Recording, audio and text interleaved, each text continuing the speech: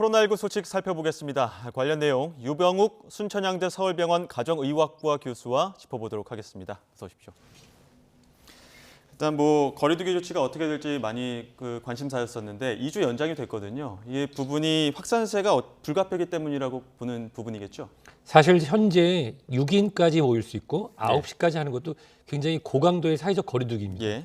이 부분을 완화하느냐 아니냐가 결정되는 상황이었는데 모두가 예측했듯이 2주간 연장이 됐는데요. 예. 어떻게 보면 현재 오미크론의 파고를 넘는 상황에서 불가피한 조치였다고 생각됩니다. 예, 설 연휴도 있기 때문에 그런 부분이 또 폭증의 이유가 되지 않을까 이런 분석들도 있었는데 오늘 중대본이 발표한 내용들 보면 확진자가 많아져도 위중증이나 치명률만 안정적으로 관리가 된다면 지금 이 오미크론 단계가 계절 독감으로 볼 수 있게끔 혹은 단계적 일상 회복을 검토하겠다 이런 이야기가 나왔거든요. 이 부분 어떻게 보십니까? 사실은 이 부분은 조금 조심스러운 부분이 이 오미크론이라고 하는 것에 대해서 과거에 우리가 계절성 독감만큼 모두 다 역학조사를 통해서 검사를 하고 보통 우리가 검사를 하면 검사 받은 사람이 분모가 되고 양성 판정받은 환자분들이 분자가 되잖아요. 예. 그러면 예전에 우리가 독감, 계절성 독감 그렇게 많이 검사를 하고 역학조사를 통해서 사람들을 다 알아서 검사하지는 않았었죠. 예. 그런 상황에서 봤을 때의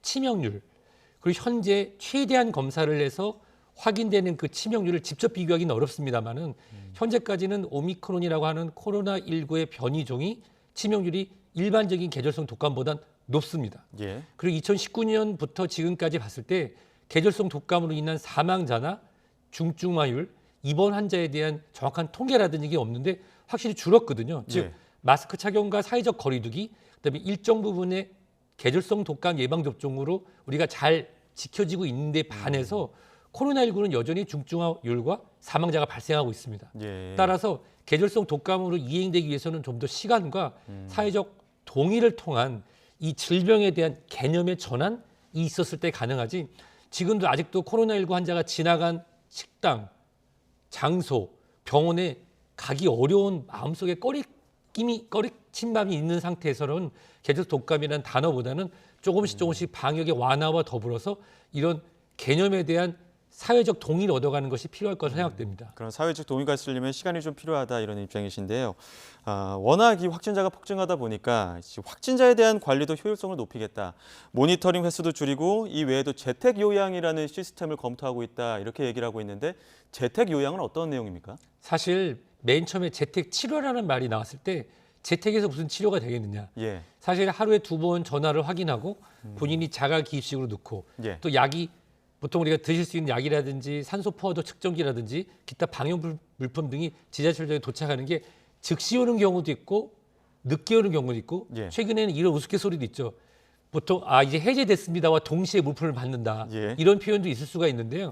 이것이 이제 요양이라는 표현을 쓴다는 것은 앞으로 국가가 방역과 질병에 대한 책임을 지는 것보다는 개인이 더 이 코로나19의 오미크론 변이에 대한 이해를 높일 수 있도록 국가에서 알려주고 그것을 본인이 관리할 수 있도록 한다라는 대세적인 그런 측면이 있지만 아마도 이 재택 요양이라는 개념에 대해서 국민들의 동의와 이해를 구하기는 쉽지 않아 보입니다. 왜냐하면 이 개념 자체가 굉장히 모호하고요.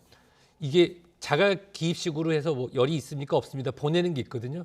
과연 어르신들만 계신 집이나 또는 1인 가족인 경우에는 아파서 누워있는 경우 이게 제대로 보호가 될지 단 긍정적인 측면은 좀 더 의료진을 효율적으로 집중을 해서 고위험군인 분들에게 좀 더 집중적으로 전화 상담 등을 하기 위한 교육지책이라고 판단이 됩니다. 역학조사 방식도 간단하게 좀 설명을 해주시죠. 이전에는 담당자가 전화를 해서 동선을 체크했는데 앞으로는 이 대상자, 확진자가 직접 동선을 기입하는 방식으로 또 방식이 바뀌지 않습니까? 네, 이런 부분은 이제 방역법하고 같이 물려 나가야 될 것 같습니다. 우리가 예전에 많이 방송 등을 통해서 들으셨겠지만 누가 누굴 만났는데 거짓말을 해서 피해를 입혔다.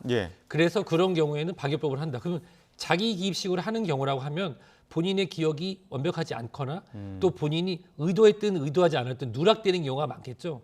그럼 지금처럼 다 최대한의 그런 추적 관찰을 통해서 검사인을 늘리는 방식보다는 자기 기입식으로 간다고 하면은 그냥 개인의 양심을 믿고 여기서 이제 계절성 독감의 표현이 나오는데 계절성 독감 이전 시절 같은 경우는 본인이 아파도 밖에 나가서 식사하고 들어왔는데 그걸 굳이 누구한테 얘기할 필요는 없었으니까요.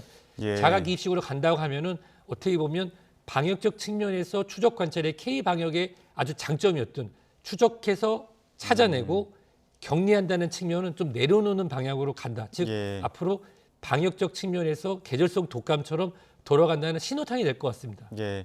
지금 또 학부모님들은 가장 큰 관심사일 텐데 다음 주에 교육부가 새 학기 등교 방안을 발표할 예정입니다.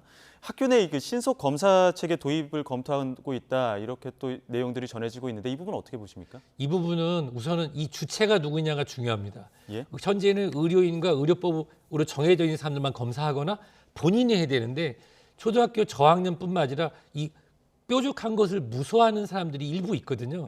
그런 경우에 누가 검사를 할 건지, 그리고 검사 주기는 어떻게 할 건지, 그리고 검사에서 나왔을 때 어떻게 분류할 건지에 대한 정확한 지침이 없다고 하면 현재 우리 진행하는 호흡기나 또는 우리 일반 의원에서의 혼란을 피할 수 없을 거라 생각됩니다. 네, 교수님 말씀하신 중에 저희가 지금 화면으로도 그 키워드를 전해드렸습니다만 유럽에서 지금 반가운 소식이 있습니다.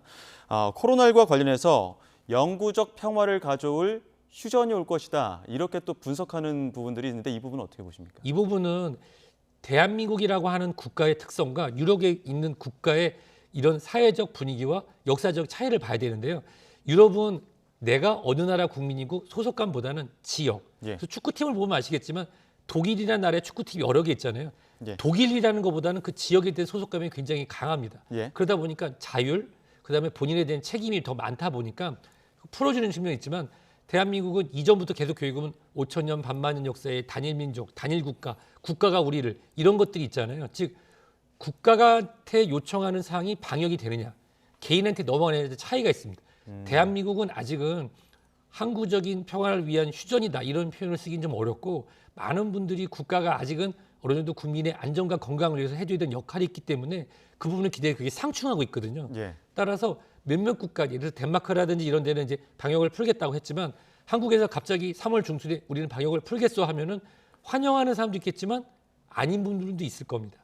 따라서 이것은 어떤 정치나 사회, 역사적 측면이 아니라 과학과 의학적 측면에 따라서 객관적으로 진행을 하기 위한 이런 사회적 동의를 통한, 다시 한번 말씀드리지만 코로나19의 변화를 갖고 올 때 사회적 동의를 통한 합의에 따라서 단계를 낮춰가는 게 중요하지 어느 날 갑자기 정치 지도자나 아니면 의학적으로 굉장히 높은 분이 나와서 우리 이렇게 합시다라고 해서 해결될 문제는 아니라고 생각됩니다. 예, 전 세계적 위협 속에서 어찌됐든 다른 국가에선 반가운 소식들이 들려오기 때문에 그런 소식들이 우리나라에게도 또 곧 다시 적용이 되길, 현실화되기를 기대해 보도록 하겠습니다. 지금까지 유병욱 순천향대 서울병원 가정의학과 교수와 함께 코로나 상황 짚어봤습니다. 오늘 말씀 고맙습니다.